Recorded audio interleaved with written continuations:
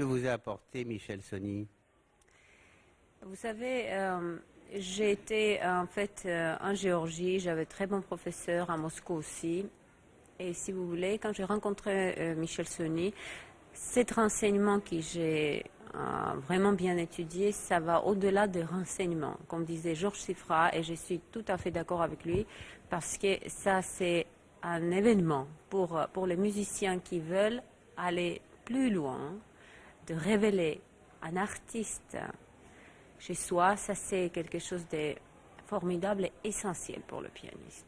Et c'est ce que j'ai trouvé dans cet enseignement, c'est ce que j'ai trouvé chez Michel Sony, et c'est pour ça que j'ai resté si longtemps avec lui pour justement développer cette espèce de, si vous voulez, c'est la révélation de notre profondeur. Notre profondeur. C'est d'interviewer la petite fille de Paul Valéry. Vous y songez souvent? Paul Valéry, bien entendu, c'était mon grand-père chéri, si je puis dire. Et je l'ai un peu connu. Vous l'avez connu? Et oui. Quel est votre souvenir de lui? C'est un souvenir blagueur. Alors nous allons parler de la présence de Michel Sony depuis longtemps. Alors, école, méthode, fondation, concert, où pensez-vous qu'il a le mieux réussi? La méthode, je trouve sa méthode remarquable. Méthode parce qu'il y a mis sa réflexion, son intelligence, mais aussi, pas seulement conceptuelle, des êtres aussi. Et donc il a exploité tout ça avec une méthode pianistique extrêmement intéressante, parce que très musicale. Il a créé, c'est plus la méthode Czerny, parce que moi j'ai fait des gammes, des arpèges et tout ça, et ça m'ennuyait terriblement. Mais là, on peut prendre du plaisir. Je trouve que c'était une vraie réussite qu'il a, voilà, qui est à son actif. Vous m'avez dit quelle était sa réussite, un échec? Oh, ça, comment voulez-vous que je vous dise? Je ne sais pas, moi, c'est pas possible. Lui, sûrement dans sa tête, il a des échecs, parce que personne n'est satisfait jusqu'au bout de ce qu'il fait. Un être intelligent ne peut pas être satisfait. Alors je me réfère à mon grand-père. Si j'ai rencontré Michel Sony il y a déjà longtemps, c'est parce que j'avais une envie folle de reprendre le piano. Je savais qu'il aidait des personnes qui avaient joué du piano et qui s'étaient arrêtées à reprendre cette pratique pianistique. Et la méthode de Michel Sony, elle est tout à fait résumée dans les intitulés de ses cahiers d'études qui s'appellent Prolégomène à une eidétique musicale. Ça dit tout, ça. Hein. Prolégomène, c'est l'introduction à un savoir, à une maîtrise, mais l'introduction. Mais c'est en même temps très rigoureux.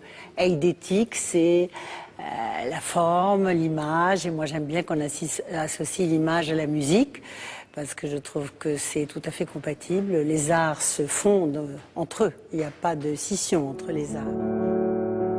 Un compositeur, c'est un créateur bien évidemment qui nous fait rêver et qui perpétue, je crois, la tradition, même s'il s'agit de musique d'aujourd'hui, la tradition des grands maîtres. Je ne vous prends pas vraiment au dépourvu, mais Michel Sony vous fait rêver en quelque sorte? Oui. J'entends le musicien. J'entends aussi le musicien. Oui, par son cursus, par ce qu'il a pu transmettre à ses élèves, ce que j'ai pu entendre des enregistrements de ses œuvres, et de sa foi en la musique et en justement tous ces jeunes qui vont perpétuer, parce que sans les interprètes, nous n'avons pas de possibilité de futur, si j'ose dire, pour les œuvres. Et en même temps, c'est vraiment la bonne boucle dans la mesure où Michel crée, fait connaître, fait savoir. Donc c'est un tout, c'est parfait. Voilà. Et moi je ne suis que l'instrument pour mettre à la connaissance du public peut-être encore plus ce qu'il peut faire. Qu'est-ce qui vous a le plus attiré dans la musique ou dans la méthode Sony? Eh bien c'est, je crois, ce rappel aux sources, je dirais un peu historiques de la musique, tout ce qu'il a pu connaître avec sa science énorme, et de le mettre au service pour le faire connaître. Notamment, je pense aux origines donc hongroises. Et il y a ce rappel tout en étant personnel en fait. Et ça c'est très important. Et dans sa méthode, c'est également la possibilité de toucher un petit peu tous les niveaux.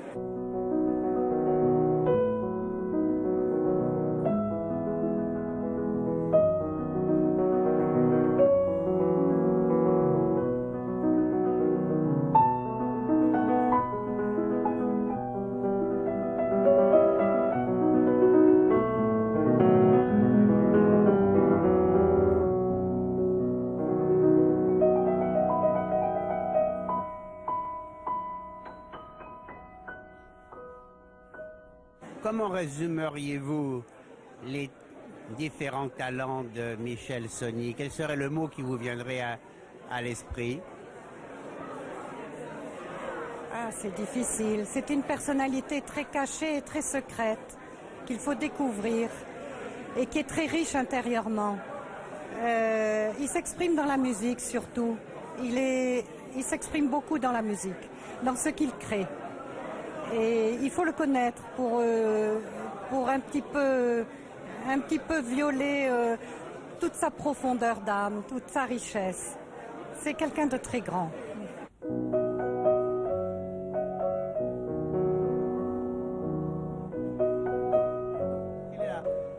La plus grande réussite de Michel Sonny? C'est une question difficile parce que Michel a réussi presque tout ce qu'il a entrepris. C'est un homme qui réussit, qui a quelque chose en lui, un charisme, et puis il réussit. Mais je pense que sa réussite est basée sur le travail d'abord, sur le travail et sur la persévérance dans une même voie.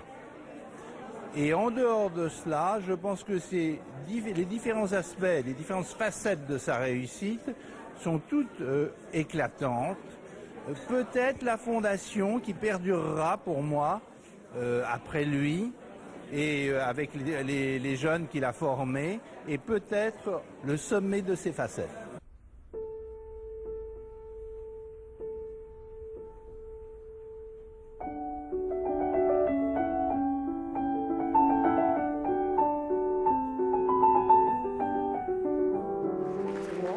Comment s'est passée notre première rencontre?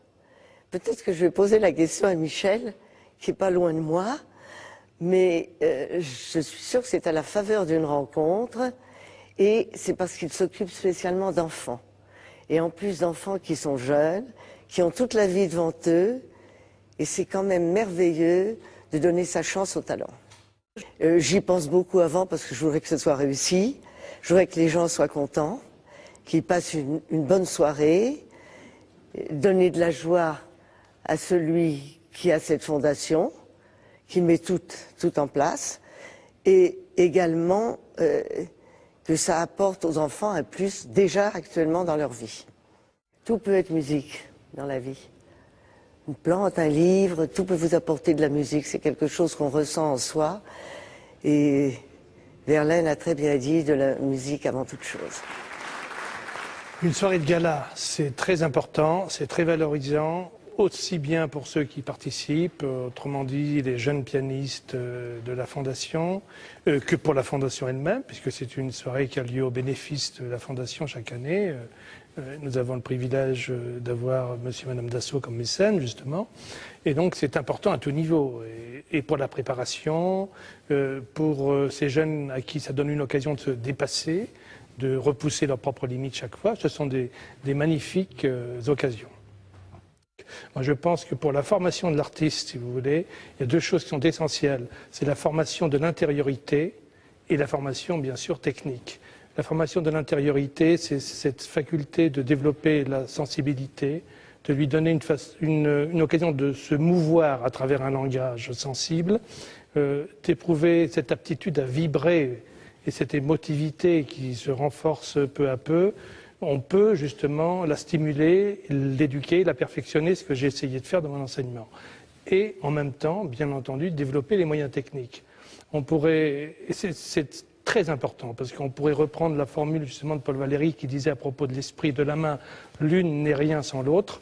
On pourrait dire que justement la technique sans l'intériorité n'est rien non plus, et inversement.